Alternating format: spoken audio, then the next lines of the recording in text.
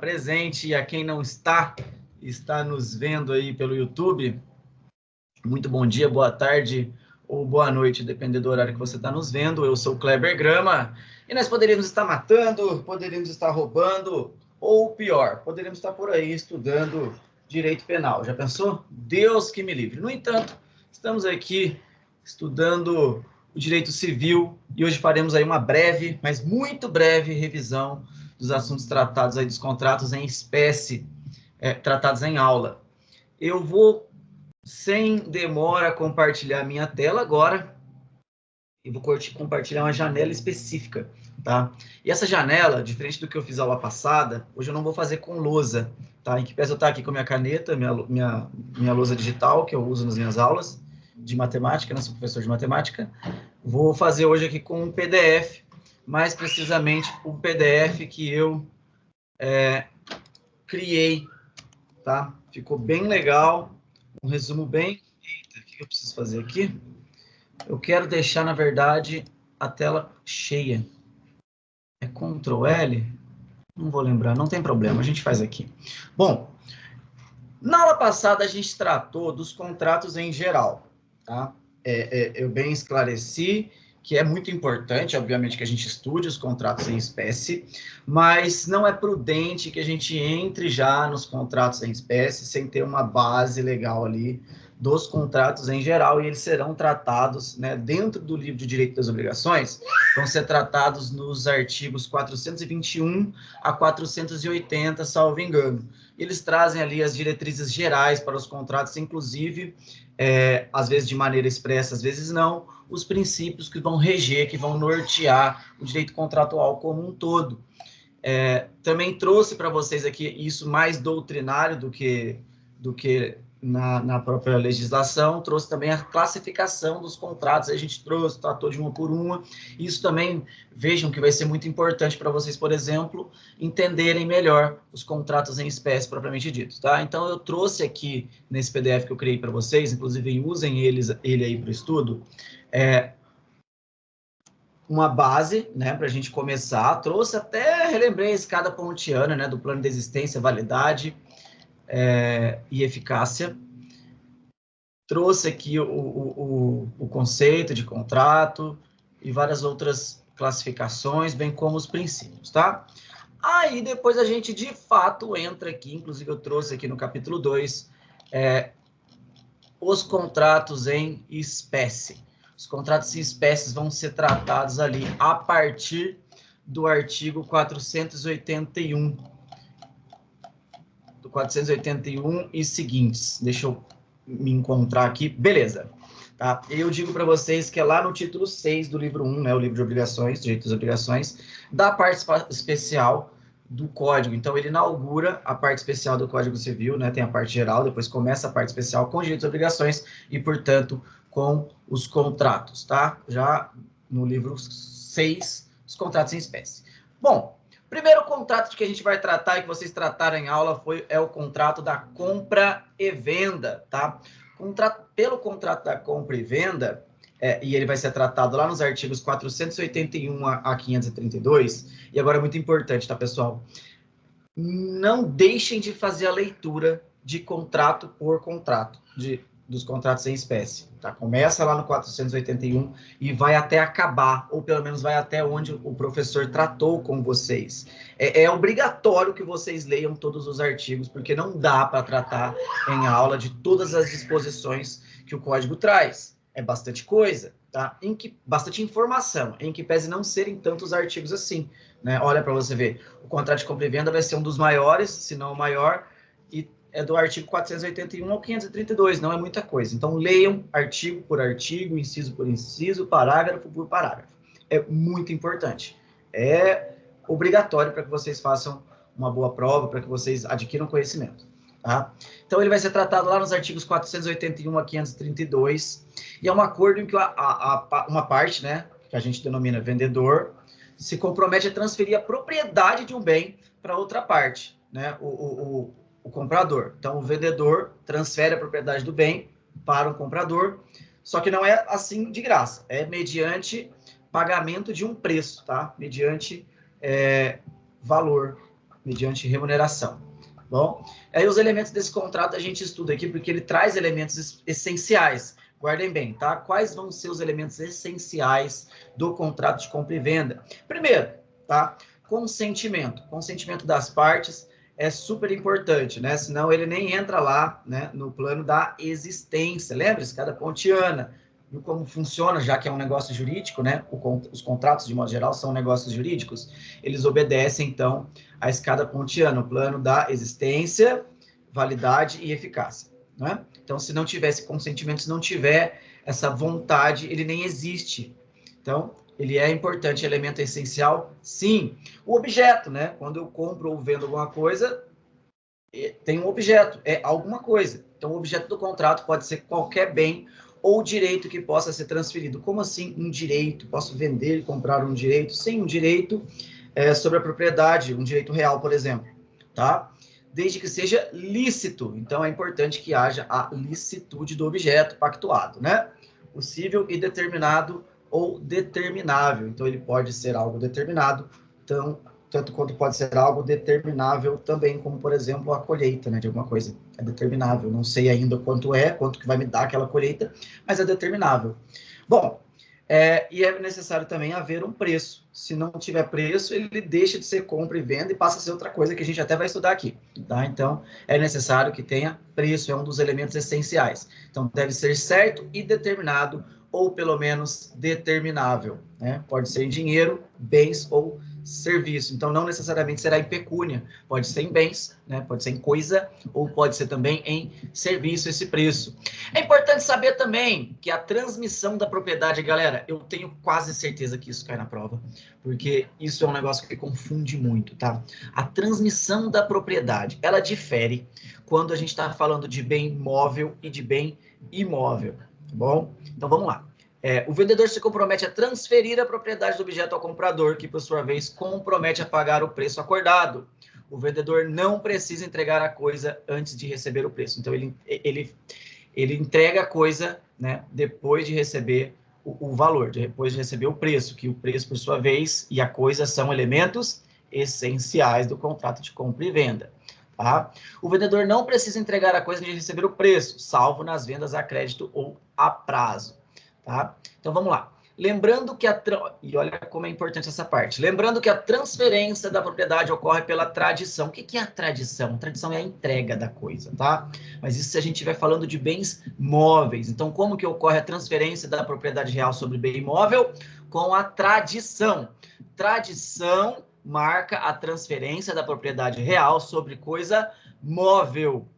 Beleza? A entrega da coisa, tá? Ao passo que a transferência da propriedade sobre a transferência sobre a propriedade de coisa imóvel, do bem imóvel, ele não acontece só com a tradição. Lembrem disso, isso é muito importante para a vida, inclusive. Lembra que eu falei lá na aula passada sobre os cartórios de registro de imóvel, usar aquela frase icônica, que é: quem não registra não é dono. Quem não registra não é dono. Guardem isso para a vida. Guardem isso. Quem não registra não é dono. Então, se é bem imóvel, a transferência, né, do direito real de propriedade só vai se perfazer, só vai se perfectibilizar com o registro no cartório competente, tá? No caso de imóvel, por exemplo, cartório de registro de imóveis, beleza? Isso aí a gente nem vai encontrar no contrato de compra e venda por obviedade. A gente vai encontrar no Código Civil, sim, mas lá nos artigos 1227 e 1245 a 1247, tá bom? Tá, importante saber também sobre os riscos, tá? Os riscos relacionados ao objeto, relacionados à coisa que está sendo pactuada ali, que está sendo vendida, né? São transferidos ao vendedor, do vendedor para o comprador. Então, todos os riscos que envolvem a coisa, ela está com o vendedor, certo? No momento em que ele passa para o comprador, os riscos passam juntos, né? Então, é no momento da tradição. Então, os riscos passam do vendedor para o comprador no momento da tradição, ou seja, no momento da entrega, do bem. Deixei bem esclarecido aqui para vocês, tá bom? Eu coloquei até uma observação aqui que é o seguinte, tá? Se a coisa foi enviada a outro local a pedido do comprador, ou seja, se essa entrega não foi em mãos, tá? Aquele que enviou assume os riscos após a entrega. tá? Desculpa. O comprador, né, ele que pediu para entregar em outro lugar, ele não recebeu em mãos ainda, mas ele pediu para entregar em outro lugar. O comprador, ele assume os riscos depois que deixou lá no lugar que ele pediu. Deu para entender? Beleza. Agora, com relação às garantias, tá? A compra e venda. O vendedor deve garantir que o objeto está livre de vícios ou defeitos ocultos que o tornem impróprio para o uso a que se destina. Então, o vendedor, aquele que vende a coisa, ele tem que garantir que quando ele está entregando, nunca aquilo não vai dar defeito depois, né? Não que aquilo não vá dar defeito depois, mas ele tem que garantir que aquilo que ele está entregando está livre de vícios que tornem impróprio aquela coisa para uso a que se destina. Bom, para uso a que se destina. Então, não é para usar para outras coisas, não. Tranquilo? E eu coloquei uma observação aqui, que nas coisas vendidas conjuntamente, ou seja, em conjunto, né, várias coisas, o defeito oculto de uma não autoriza a rejeição das outras, tá bom? Isso está lá no artigo 503, dentro ainda do que dispõe as regras do contrato de compra e venda. Então, nas vendas conjuntas, o defeito oculto de uma coisa não autoriza a rejeição das outras coisas. Beleza? A gente fala também de retrovenda. O que é a retrovenda? Possivelmente isso vai ser tratado também. A retrovenda, galera, é aquela possibilidade do devedor recuperar a propriedade do que ele vendeu, tá? Dentro de 3 anos, se ele ressarcir, né, o hora comprador pela quantia estipulada, mais o que aquilo tiver eventualmente rendido, tá bom? Com relação à venda a contento, né, ou sujeita à prova, o comprador, ele tem a faculdade também de condicionar a eficácia do contrato, né, daquele contrato de compra e venda, a sua aprovação do bem vendido. Por exemplo, o bem chega e ele aprova ou não, então a eficácia daquele negócio vai ser condicionada àquela aprovação, depois que ele ver a coisa, né? Inclusive, tem algo parecido com isso lá no Código de Defesa do Consumidor, né? Que é aquele direito ao arrependimento. Mas o direito ao arrependimento no Código do Consumidor é um pouco diferente, por quê? Tá? Quando que a gente tem... E parênteses aqui agora, né? Código de Defesa do Consumidor. Quando que vale o direito ao arrependimento no Código do Consumidor? É quando você faz aquela compra que não é presencial. Então, quando a coisa chega, você tem direito a devolver. Então, é como que, nesse caso, né, fazendo o Código de Defesa do Consumidor confirmando, né, esse dispositivo na teoria no que dispõe o Código Civil a respeito dos contratos de compra e venda. Então, você compra a coisa pela internet, por exemplo. Aí você viu, putz, não é o que eu queria, ou seja, não passou pela sua aprovação. Então, aquela venda está condicionada à sua aprovação. Então, você tem, nos casos de venda de compra, né, não presencial, o direito ao arrependimento.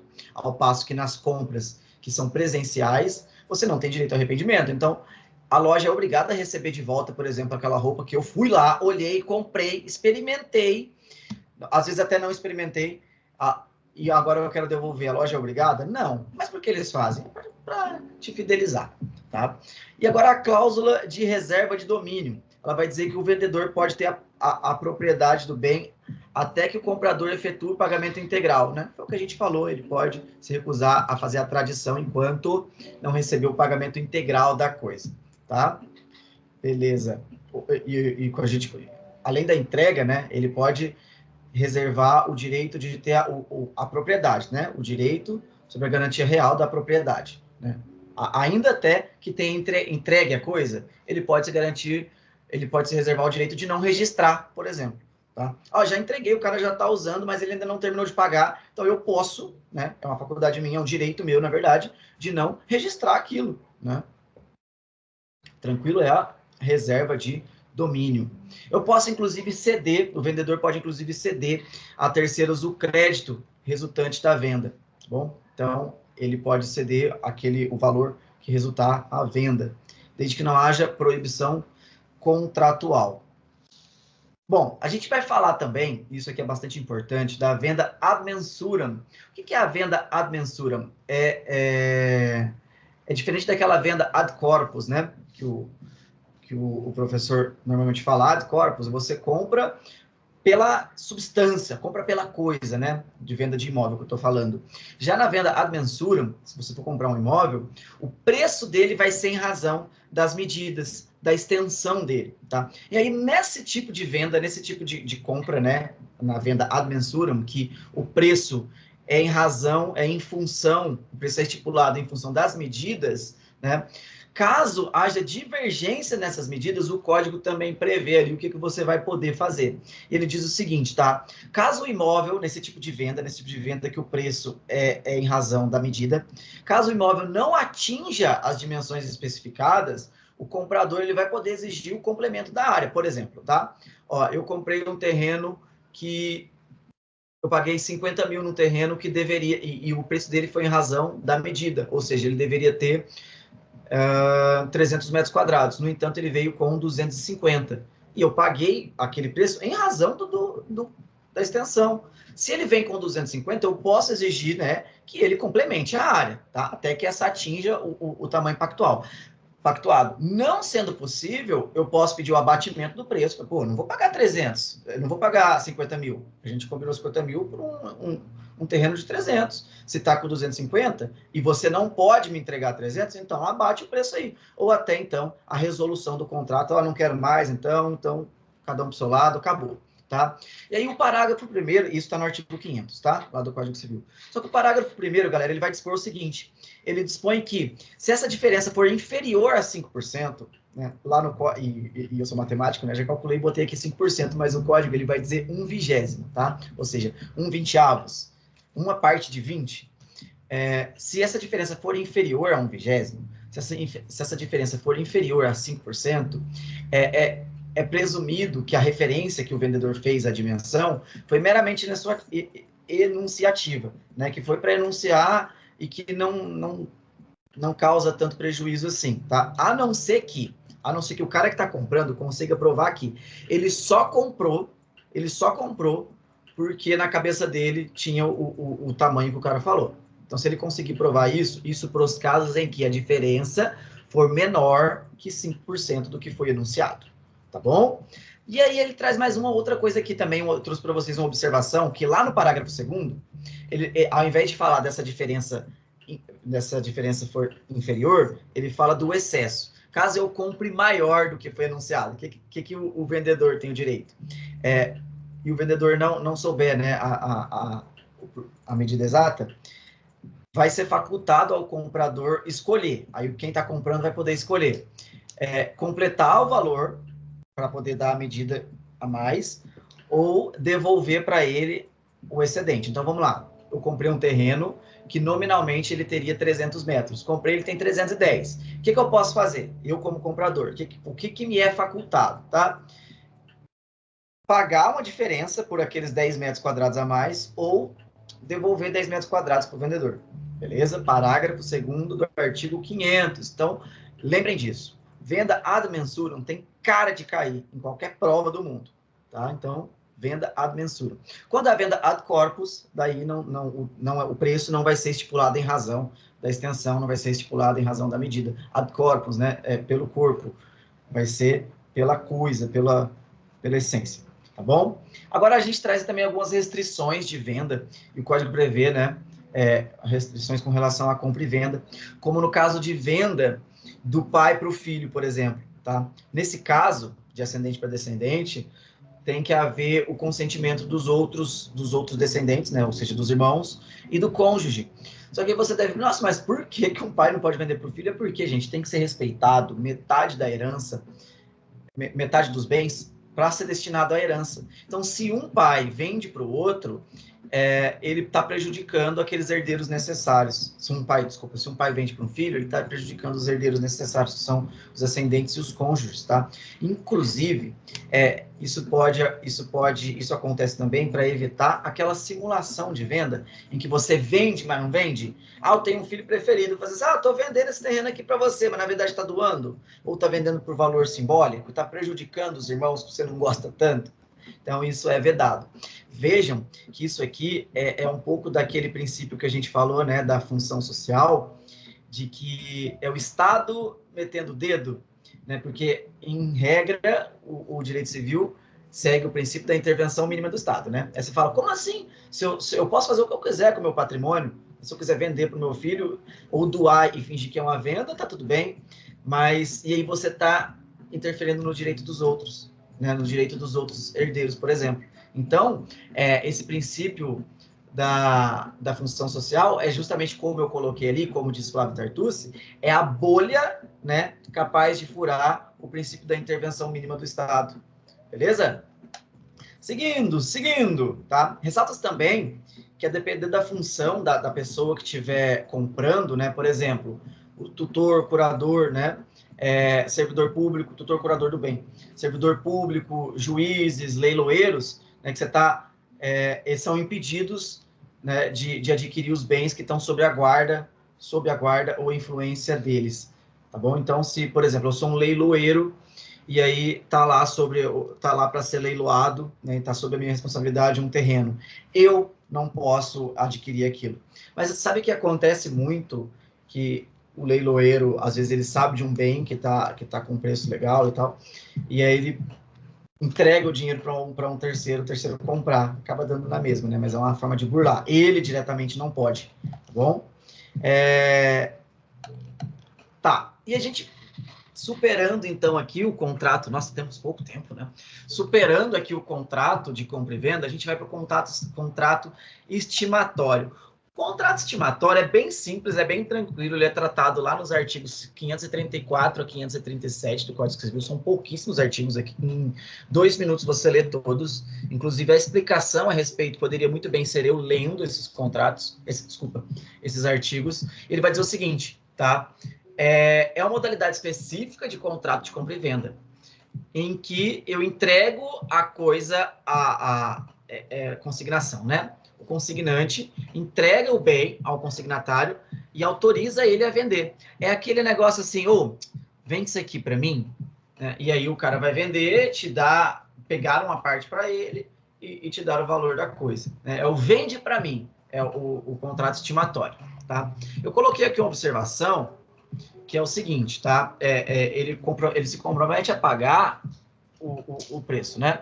Se o consignatário não vender os bens dentro do prazo acordado, deve devolvê-los ao consignante. Então, eles estipulam um prazo para o cara vender, não conseguir vender. O que ele faz? Devolve, por obviedade, o bem para o consignante, tá? Já o artigo 536, ele define que o consignatário, aquele que está com o bem para poder vender, ele responde pelos riscos da coisa, desde o momento em que a recebeu, né? No entanto, o bem consignado não vai poder ser objeto de penhora pelos credores do consignatário, de acordo com o artigo 536. Kleber, me explica isso. Claro, eu explico sim. Então, alguém deixou um bem comigo para eu vender. Eu sou consignatário, essa pessoa que deixou o bem comigo é o consignante. Só que é o seguinte, eu devo muito por aí, e aí entraram com execução contra mim, e pelo processo de execução, você consegue, por exemplo, penhorar os bens. Então, eles vão lá procurar meus bens para penhorar, e eles falam assim, opa, tem esse terreno, por exemplo, aqui, que ele está como consignatário, que está na posse dele para ele poder vender. Eles podem penhorar esse terreno, por exemplo? Não podem, tá? Não pode ser penhorado o bem que está sob a responsabilidade do consignatário. Beleza? Pelos meus credores, tá? Para aquelas pessoas para quem eu devo. E a gente passa para o contrato de doação. E o contrato de doação é quase um contrato de compra e venda, né? Mas falta um elemento, falta o preço, tá? E ele é marcado pela liberalidade, ó, abordado nos artigos 538 e 564, são pouquíssimos artigos também, tá? O contrato de doação se caracteriza quando uma pessoa, por liberalidade, transfere do seu patrimônio bens ou vantagens para o de outra. Isso aqui, galera, é ipsis literis o que está no artigo 538, que define o contrato de doação. Coloquei nesse sentido, vejamos elementos essenciais do contrato de doação. A liberalidade, tá? Pela própria definição do que eu acabei de ler aqui do artigo 538, a doação é um contrato unilateral e gratuito. Mas, Kleber, você explicou naquela primeira aula para a gente que um contrato, por definição, inclusive você trouxe a definição da brilhante Maria Helena Diniz, que o contrato é no mínimo bilateral. Gente, isso é com relação às partes. Com relação às obrigações e os direitos desse contrato, ele pode sim ser unilateral. E é o que acontece na doação, por exemplo. Né? Ele é unilateral, porque só uma das partes vai se obrigar com relação à outra. Então, a liberalidade é isso, tá? A doação é um contrato unilateral e gratuito, ou seja, não implica uma contraprestação por parte do donatário. Então, o doador, ele, por pura liberalidade, né, por um ato generoso dele, digamos assim, ele transfere a propriedade do bem sem esperar uma contraprestação por parte do donatário, tá bom? Legal, eu coloquei aqui também que a doação remuneratória ou por contemplação, e depois a gente vai explicar aqui, a contemplação ao merecimento não perde a característica da liberalidade. Vocês vão ver que existe uma espécie de doação que é chamada de remuneratória e por contemplação ao merecimento, né? Que é aquela... vocês vão entender que ela não perde a característica da liberalidade. Tranquilo? Agora, com relação à transferência de propriedade, que também é um elemento essencial do contrato de doação, né? Tem a liberalidade, ou seja, aquela vontade de dar a coisa sem esperar uma contraprestação, e para se perfazer também vai precisar, por obviedade, da transferência da propriedade. Tá? A doação implica na transferência da propriedade do bem doado para o donatário, desde que haja aceitação. E a aceitação a gente vai ver também que é um elemento essencial, tá? Expressa ou tácita por parte deste. Lembrando que a transferência do direito... Ó, coloquei de novo, porque eu bato muito nessa tecla. A transferência do direito real, da propriedade do bem imóvel, ela precisa do registro em cartório. Então, nesse caso, da doação de um imóvel, por exemplo, ela vai ter formalidade e solenidade, né? Para ela se perfazer, vai ter que ter o registro, senão o doador ainda não transferiu a propriedade para o donatário. Beleza? Formalidade e solenidade nos casos aí de imóveis. Lembrando que não precisa dessa solenidade, né? Se o imóvel tem valor inferior a 30 salários. Ainda está aqui nesse mesmo documento que eu falei isso com vocês na aula passada. Tá bom? Veja como o conteúdo da aula passada é importante, sim, né? Para os contratos em espécie. Bom, outro elemento essencial também é a aceitação. Né? Como assim o cara não vai aceitar a doação? Pode ser que não aceite, aí não está perfectibilizado, né? A doação. A doação requer aceitação pelo donatário para que seja válida, plano da validade, lembra? Essa aceitação pode ser expressa ou tácita. Como assim tácita? Aquela que ele não fez por escrito, né? Mas sempre deve ser realizada durante a vida do doador. Então, enquanto o doador está vivo. Coloquei aqui a observação que o silêncio vai presumir a aceitação. Beleza? Importante saber também, e agora que tá, né? A doação vai precisar da autorização do cônjuge, tá? Na parte do Código Civil em que é tratado o direito de família, lá no artigo 1647, está estabelecido que é necessário o consentimento do cônjuge, a não ser que o regime do casamento seja em separação universal de bens, separação total de bens. Beleza? Então, precisa, sim, do consentimento do cônjuge. Para eu doar alguma coisa para alguém, precisaria do consentimento do meu cônjuge, se eu tivesse. Irrevogabilidade. Gente, irrevogabilidade é a regra, tá? Irrevogabilidade é a regra nos contratos de doação. Vão haver algumas exceções, mas em regras, e essas exceções estão previstas em lei, são taxativas, né? A doação é irrevogável. Uma vez aceita pelo donatário, não pode ser revogada pelo doador. Eu coloquei aqui, até aqui, né? Em determinadas circunstâncias, o doador pode revogar a doação por ingratidão do donatário. Deixa eu achar aqui, nos contratos de doação, onde que está essa revogação. Lá nos artigos 555, eles vão até o 564. Sugiro a leitura atenta. Tem até aqui escrito. Sugiro a leitura atenta, tá? Ele vai falar dos casos em que a doação pode ser revogada. Inclusive dessa ingratidão. Nome até engraçado, né? Isso aqui é muito tratado, sabe onde? Quando eu estava estudando para a primeira fase da OAB, caiu muito esse lance da revogação. eu via muito, né, nos meus estudos esse lance da revogação nas questões anteriores, da revogação da doação. Acabou que na prova não caiu, mas nas questões anteriores caíram muito a revogação por ingratidão, porque é um nome que choca um pouco, né?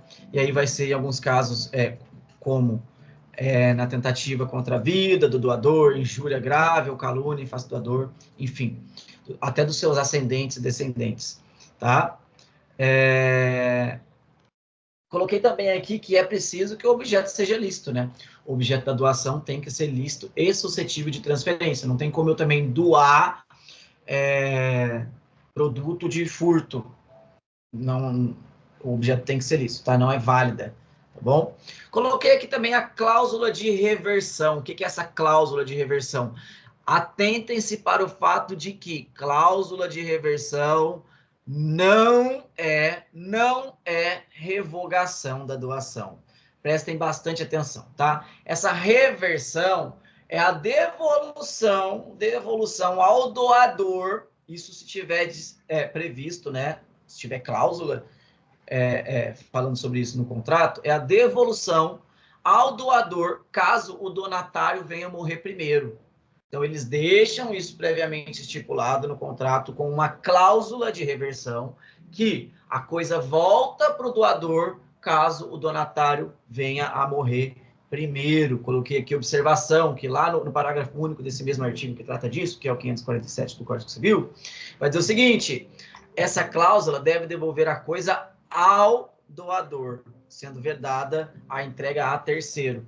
Tá? Então, cláusula de reversão. Pensa bem, reversão, você reverte a coisa. Então, volta para o doador apenas, sendo vedada a devolução a terceiro.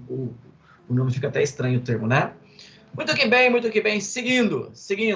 Agora eu trago para vocês as espécies de doação.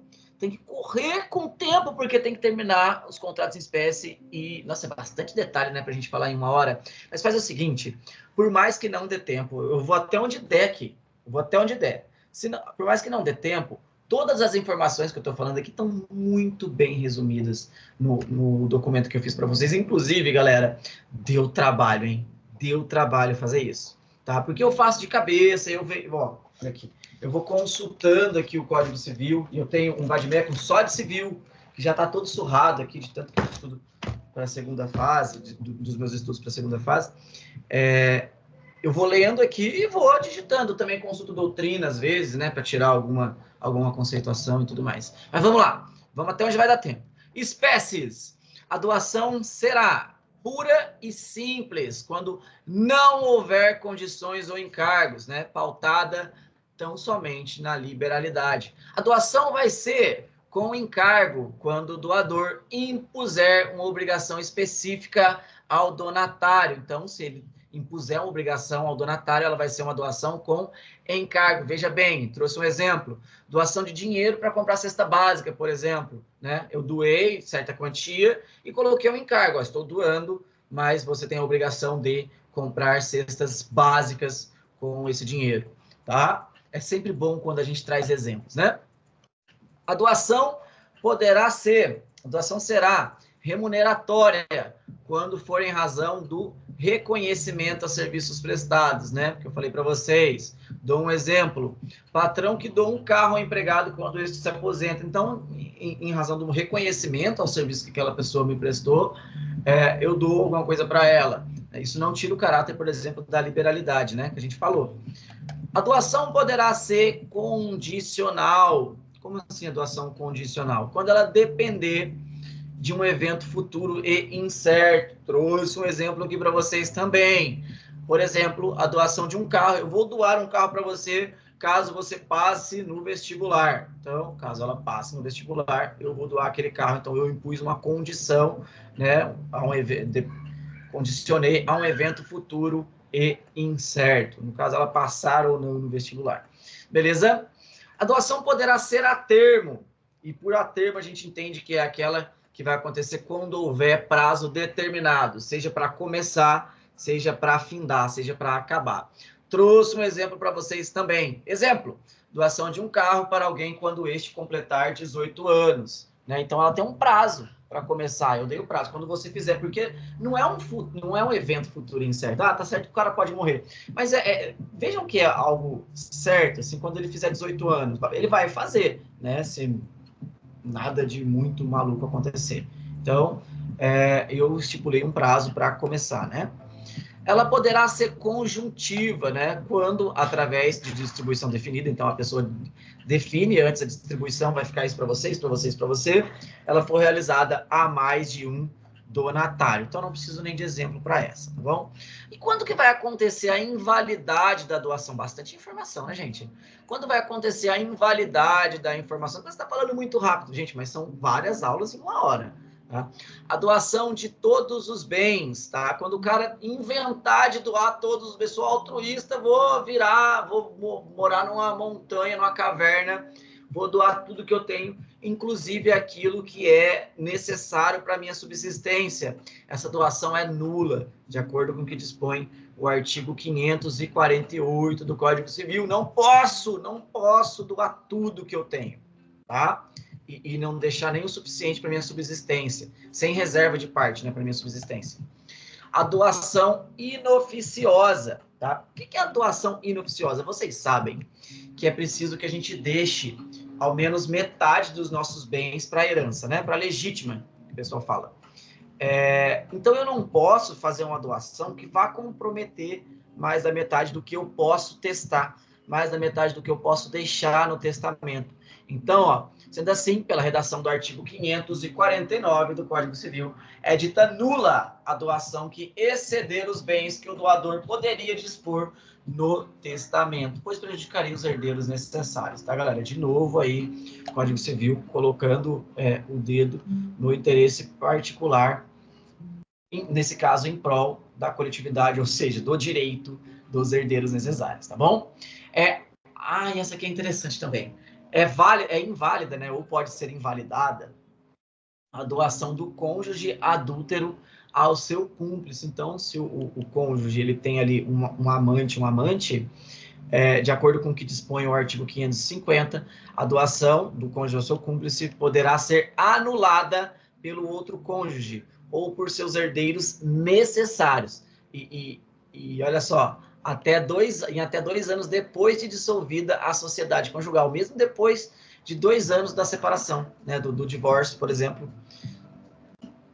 o cônjuge ainda pode pedir anulabilidade ali, pedir para ser anulada aquela doação do cônjuge adúltero ao seu cúmplice.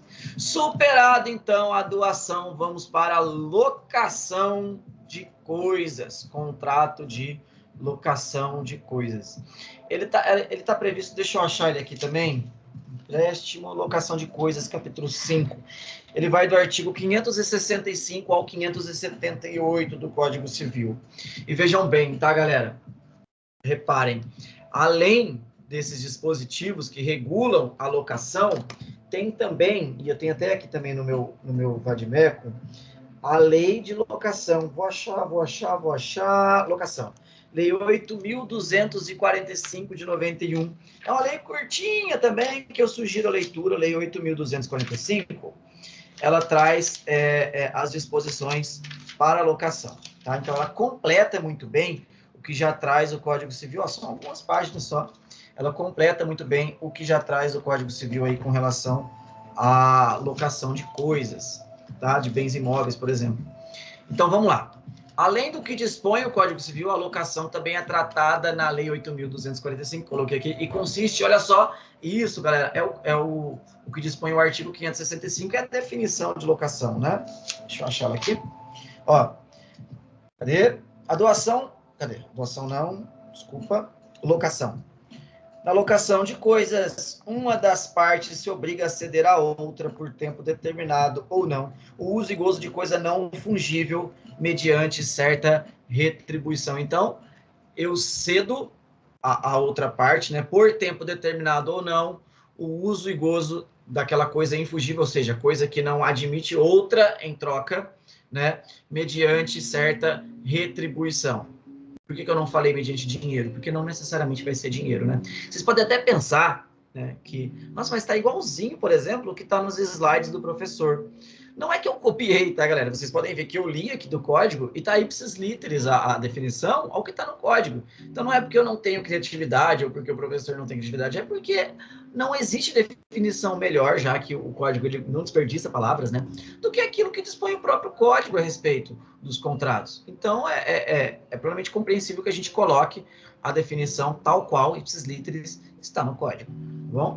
Eu venho tratar, então, com vocês dos direitos e deveres. Nossa, escrevi errado aqui. Depois eu preciso consertar, que, gente, eu fiz isso aqui de uma vez só, numa vezada só, como diz minha mãe, numa lapada só. Digitei sem parar. Então, vão ter alguns erros e preciso, inclusive, complementar aqui, tá? São direitos do locador. Então, eu vou ler aqui num texto corrido, porque a gente está bem no vizinho, meu Deus. São direitos do locador. Receber o aluguel com prescrição de 3 anos, então eu tenho até 3 anos para cobrar aquele aluguel, inclusive em juízo, tá? Bem como cobrar antecipadamente o aluguel, com exceção dos casos de existência de garantia contratual ou na locação por temporada. Então, eu não posso cobrar antecipadamente esse aluguel. Cobrar, tá? Não receber antecipadamente, isso não é um direito do locador. Exigir garantia do locatário na locação de prédio urbano, ou seja, caução. Né? Essa garantia, e ó, galera, é importante até que vocês leiam a lei de locações, porque às vezes a gente, contrato de locação, a gente inevitavelmente, vez ou outra, vai ter que lidar na vida, seja como locador, seja como locatário. E existe muita dúvida a respeito da caução, né? Da caução, é uma garantia. Muita dúvida a respeito da caução, se ela tem que ser devolvida ao final, se não, tudo isso vai estar lá na lei de locações. Mas como é garantia, pensem bem, raciocinem. É óbvio que eu vou ter que devolver, né, ao findar do término, ao findar do contrato, né, passado o tempo aí para se extinguir o contrato, tá? Então, é dever do locador, é um direito do locador, desculpa, exigir essa garantia. É direito também do locador reaver a coisa locada após o vencimento da locação. Então, acabou o prazo, é um direito dele reaver a coisa locada, né? Sem dever de ressarcimento. Por que eu coloquei isso entre parênteses? Porque se ele reaver a coisa antes, pode ser que eles tenham contratado ali um ressarcimento, né, pelas perdas e danos, por exemplo, do locatário, se ele pegar a coisa antes. Então, mas agora, depois de terminado aquele prazo, é direito dele pegar de volta, tá? Sem ter que ressarcir ninguém. Autorizar ou não, é direito também autorizar ou não a cessão de locação ou a sublocação. Então, essa cessão, né, passar essa locação para alguém, ou a sublocação por parte do locatário, é direito do locador autorizar ou não. Então, precisa dessa autorização do locador, inclusive é um direito dele. Então, o locatário não pode falar assim, eu tô sublocando, tá? E tá aquele pau. Não, precisa desse consentimento. Então, é um direito dele autorizar ou não. Inclusive, ele pode muito bem falar, não vai sublocar, não. Ou seja, eu aluguei para você, você não vai alugar para outra pessoa. Tem muita gente que faz isso. Às vezes, aluga num preço bom, principalmente imóvel comercial. Aluga num preço bom, depois aluga para outra pessoa mais caro e ganha uma grana em cima. Isso pode ser ou não autorizado pelo locador, tá? Não é uma faculdade do locatário. Tá, mover ação de despejo e pedir a revisão judicial do aluguel. Então, no caso de inadimplência, conforme previsto aqui na lei de locação, ele pode sim mover essa ação de despejo. São deveres do locador entregar a coisa alugada do locador, tá? Dever. Entregar para o locatário a coisa alugada com suas pertenças em estado que possa usar para fim a que se destina. Então, se eu estou alugando um carro para alguém, eu tenho que entregar esse carro, né? Se ele está alugando na condição de carro, por exemplo, ele tem que alugar um carro que ande, né? Tem que alugar um carro que ande. A destinação dele não é andar. Eu não posso entregar um carro falando assim para ele, opa, a lei fala que tem que estar em condição de uso. Ele está em condição de uso para decoração. Não, se eu estou entregando um carro, tem que ser para andar, né? Então, é um dever do locador entregar essa coisa em condições de uso, beleza? Ressalvado ao locatário pedir redução do aluguel no caso da deterioração da coisa. Então, o locatário, se está usando a coisa e deteriorou e não foi por culpa dele, ele pode pedir a redução do aluguel. Tá bom? Então, se eu estou usando ali, eu aluguei uma casa e não por culpa minha, isso vai se deteriorando, eu posso pedir a redução do aluguel, né? A não ser que ele vá lá e conserte e volte aquela coisa ao status quo, né? Muito que bem.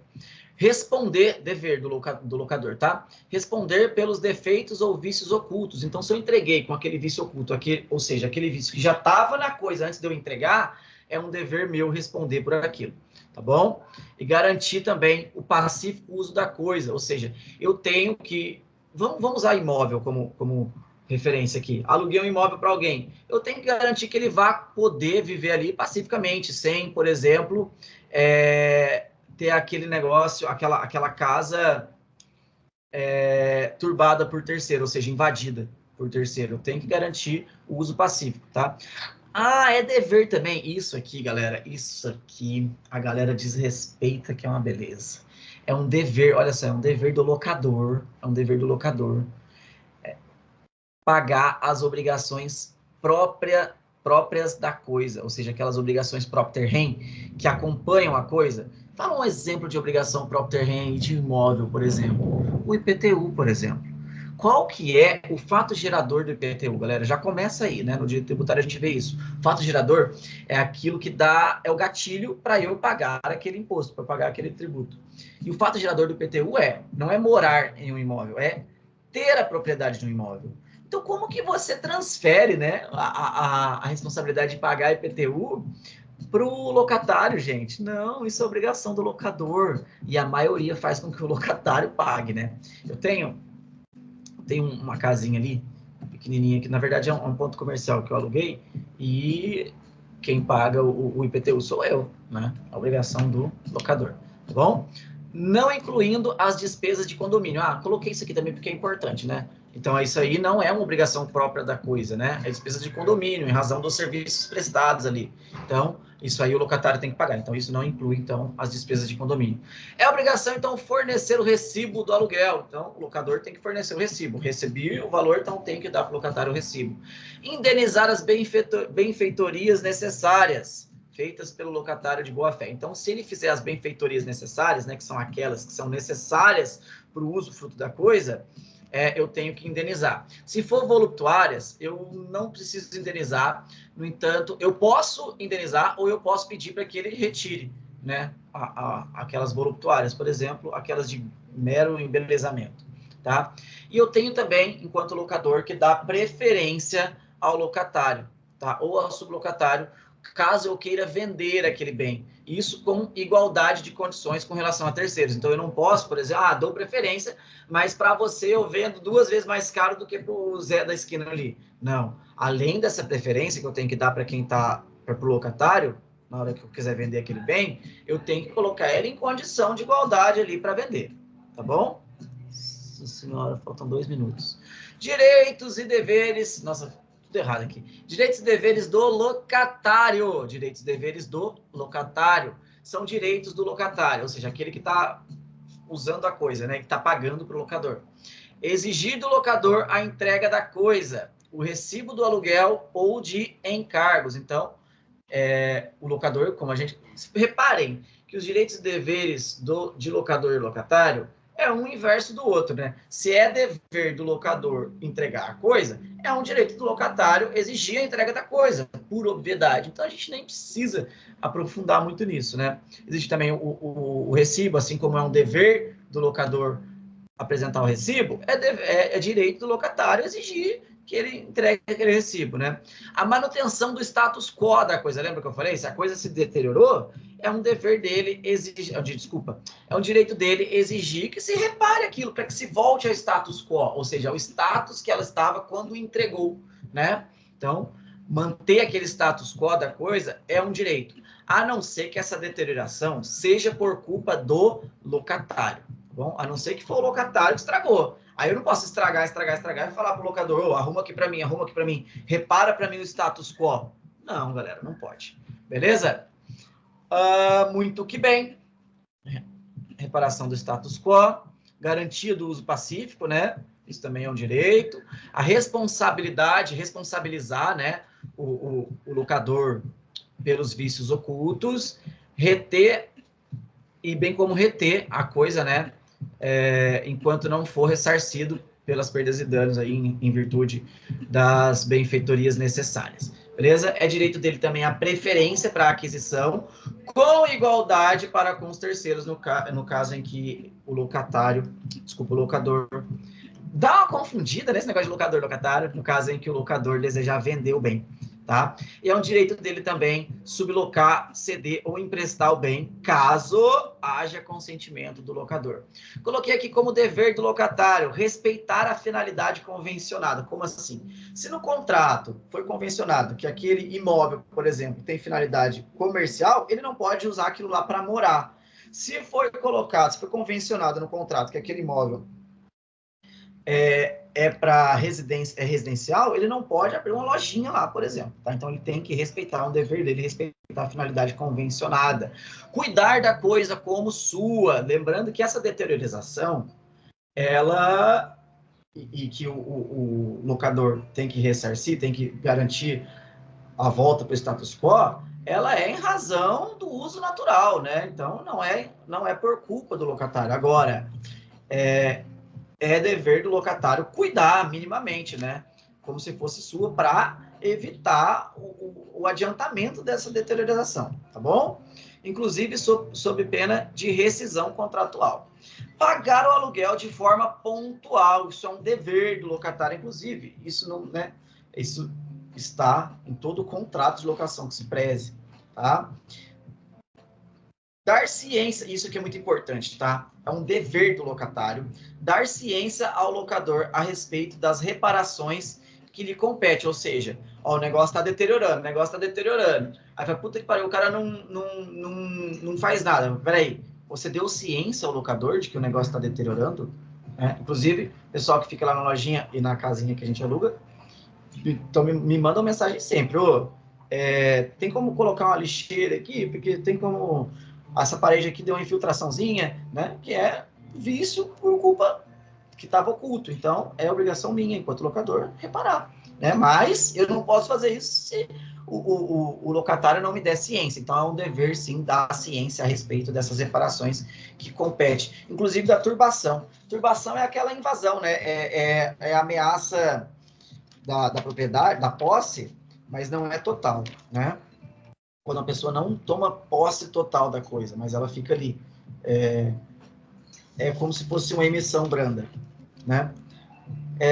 E também dever do locatário restituir a coisa ao fim da locação, tá? No estado em que a recebeu. Então, o locatário, vamos de novo para o imóvel, entrou no imóvel assim que começou o contrato e ele tinha um prazo de 1 ano. Ao findar desse 1 ano, caso eles não venham renovar o contrato, ele precisa devolver no estado em que estava, salvo, né, as deteriorações, nossa, eu disse por várias vezes deteriorização, mas é deterioração, né, natural, decorrente do próprio uso. Galera, não temos mais tempo, coloquei aqui, ó, meu contato, para caso tenham dúvidas. Falta também alguns outros contratos em espécie que eu vou complementar aqui nesse material. Vejam que ele está bem completinho e bem resumido, substancia bem o que traz aqui o Código Civil, deu bastante trabalho para fazer, portanto, deem valor. Aproveitem o material, estudem e não deixem, em hipótese alguma, de ler Como que eu faço para parar de compartilhar isso aqui mesmo, gente? É aqui, parar de compartilhar.